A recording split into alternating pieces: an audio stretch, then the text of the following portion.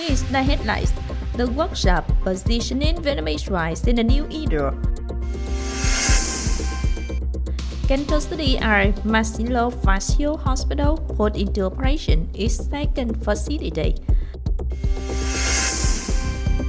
The conference to introduce the list of projects calling for investment in the industry and trade sector of Cần Thơ City until 2030. Hello, and it's good to see you back here in this edition of Cần Thơ News and Top News today.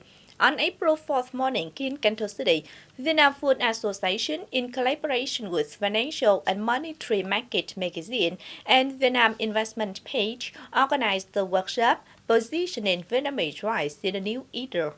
The workshop aimed to provide new solutions and strategies for the rice sector in a context of strong changes in the market and technology. With this goal, the workshop focused on finding breakthrough solutions to develop the Vietnamese rice sector, especially the government support policies.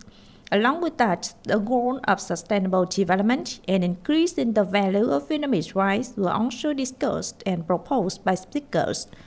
Currently, there are three types of rice in the export market: regular, high-quality rice, and premium rice, of which Vietnam exports mostly high-quality rice, accounting for 60 to 70%.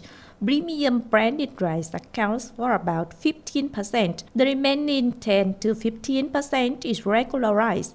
Statistics show that Vietnam's premium rice segment is less competitive with other exporting countries. Vietnamese rice is currently present in many countries and demanded markets thanks to its high quality. The preliminary scientific workshop on the geography and history of Cần Thơ was held on the afternoon of April 3rd. The workshop was chaired by standing member of the City Party Committee, also head of the Propaganda and Mass Mobilization Department, Nguyễn.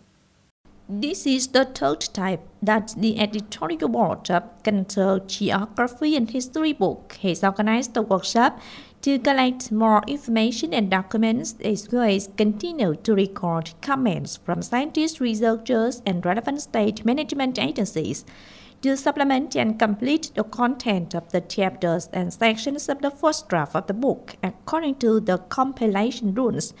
In general, the draft meets the purpose and requirements of the compilation process. Other notices are to adjust and supplement the order of the items and chapters to be compatible or follow the explanations recorded in the draft outline.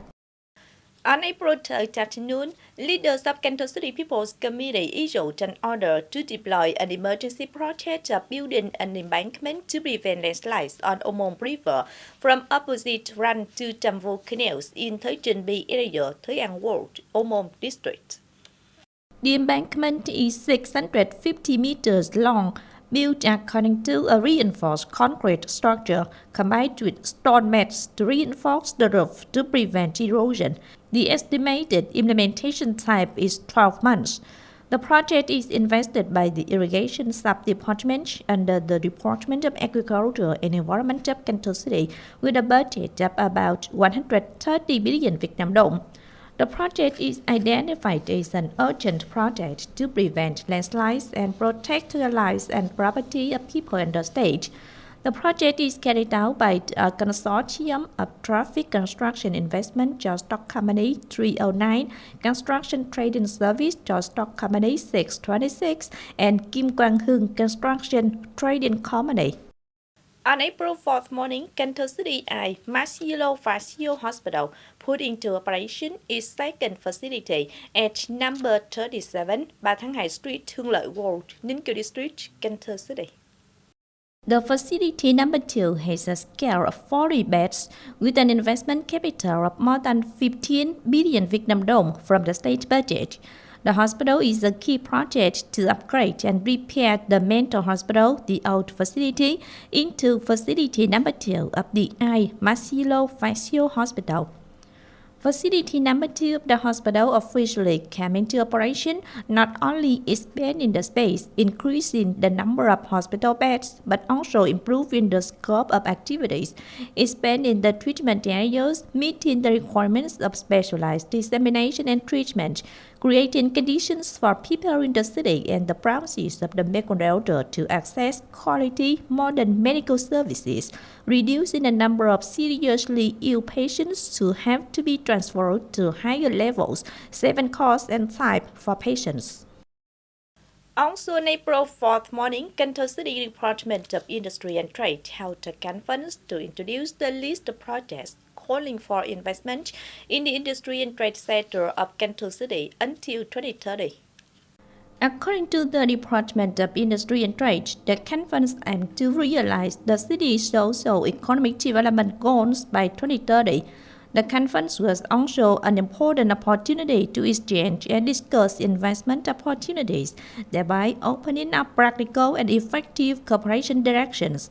Functional sector hope that through this conference, investors should have an overview of the potential advantages as well as preferential policies that Cần Thơ City is implementing to attract investment in the field of industry and trade.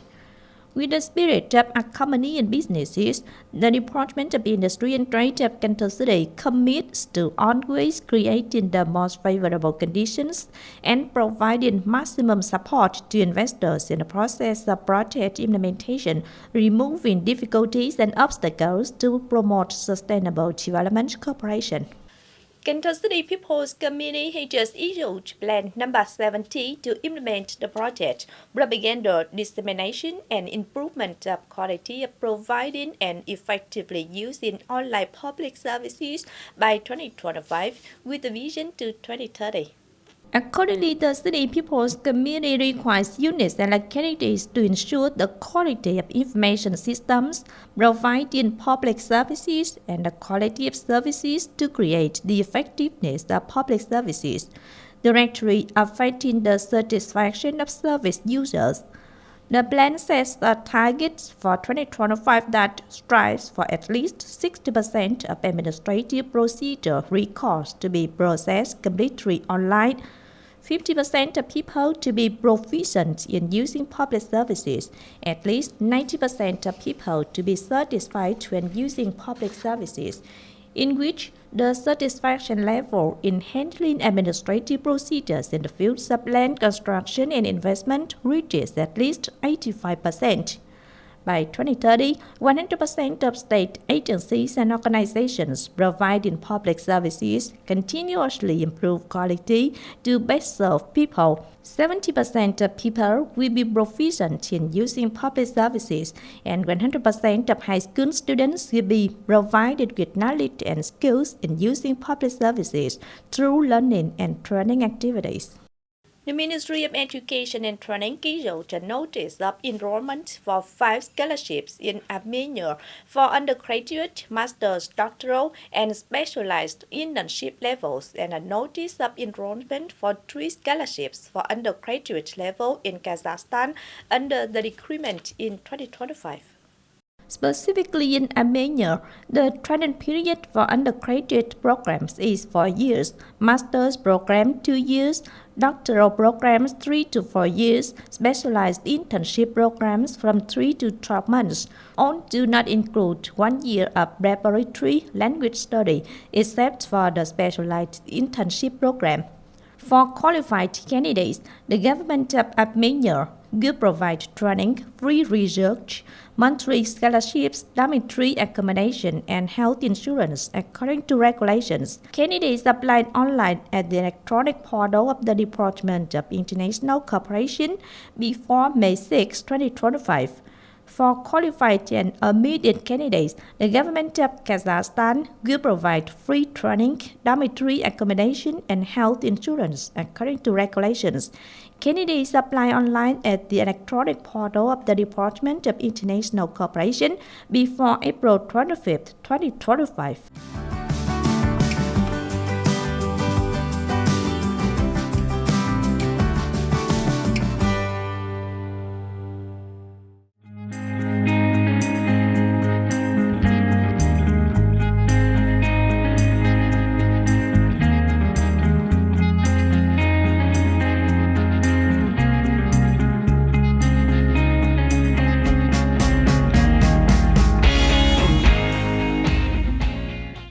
The updated weather forecast also wrapped up this edition of Continuous. If you want to watch again in this bulletin, please visit our website, kenthotv.vn.